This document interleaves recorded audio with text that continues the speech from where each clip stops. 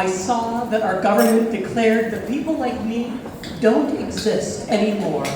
In the legal sense, in the sense of deserving identification papers, passports, driver's licenses, voting rights, places to empty out bladders in the world, teams to play on, medicine to keep us healthy, a voice in telling our own story, the dignity of our own names, our own bodies, our own souls. I'm supposed to thank Uncle fucking Sam for everything he's trying to do to make me miserable. Not just thank him, but pay him. For the abuse that he heaps upon me and mine, pay him to undefine me from the pages of my own history, pay him to murder and posture and ravage and snarl until the space for me to exist in this world is too small for me to occupy. So I ask you, when the laws of the people, by the people, and for the people don't recognize you as a person anymore, when there is nothing but violence in store for you at the hands of this government, if you are not a person in the eyes of the law, then what is that law good for? I've said it before. I will not pay for the jackboots of the thugs on my throat. I will not support a regime who is so eager to dispose of people like me because the laws of our nation are designed to govern people. And you have told me that I no longer count as one, then you can't fucking have my labor or my loyalty or my tax dollars any more than you can have my life. Just fucking come and try to take them from me. If I am not a person, what am I instead? A flock of carrion birds circling the corpse of democracy while the billionaires and oligarchs pick the bones clean, and I see the eyes of everyone I've ever loved staring back up at me, and I see my own eyes haunting up at me, and I peck out the eyes like the Morrigan's ravens and learn again how to see the world for what it is. I am the chill breeze that haunts their morning coffee, ices the sidewalks, venges and howls at them while they lay down to sleep.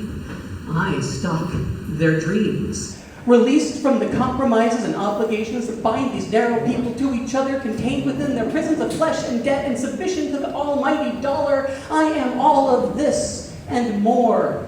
I am more than you will ever know. I was contained before, constrained by a social contract that granted me humanity as if they get a say in defining our humanity. For in their fear, I've been released from any sense of loyalty to fascist fetters formed of force. So now, of course, at last they'll see the self-fulfilling prophecy pretended by their history. You'd think they'd know by now that taking my humanity was destined to empower me. So thanks for undefining me. Unwittingly, you've set me free.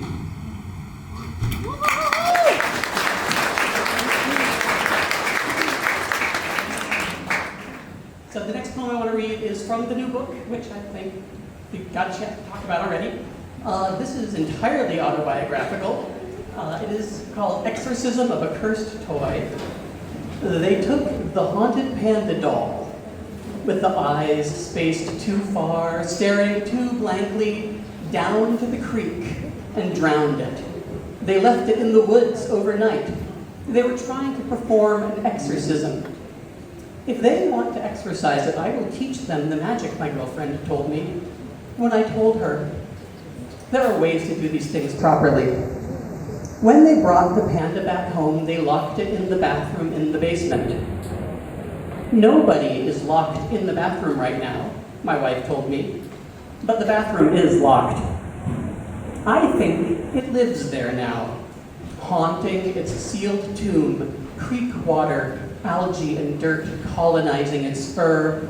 Their suspicion of this toy is gratifying, validates my own dislike of such a cursed object, the stuff we would never have chosen for them, a gift of a strange man to a 3-year-old child at a theme park. And have I mentioned its dead eyes? Here you go, kid, because you're so cute. In 50 years, someone will be clearing our junk from the basement, and they will come upon this locked door and feel a chill as those eyes pierced them from the other side, quarantined and interred new green things that grew in darkness of burned out bulbs feeding on its malice. I hope to be long gone before they release it back into the world.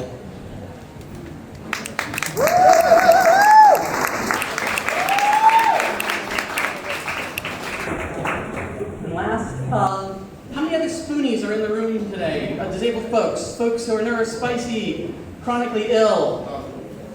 This one is for all of you. It's called Your Disabled Body is One Too. My fingers are fire. My thumb is a trigger. My side is a sharp spear, and my leg, glittering needles. My shoulder rotator, a chokehold. My hair is a whip, and a net, and a garrote. Too sweet poison, my blood.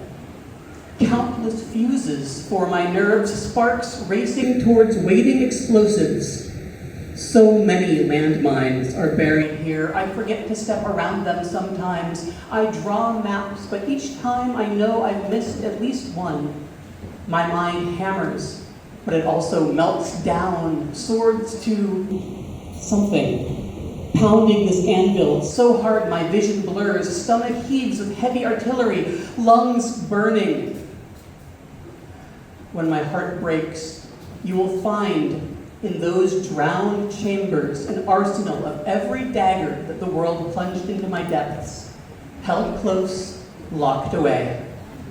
Despite all of this, my disabled body is not a weapon. My body is a whole-ass revolution.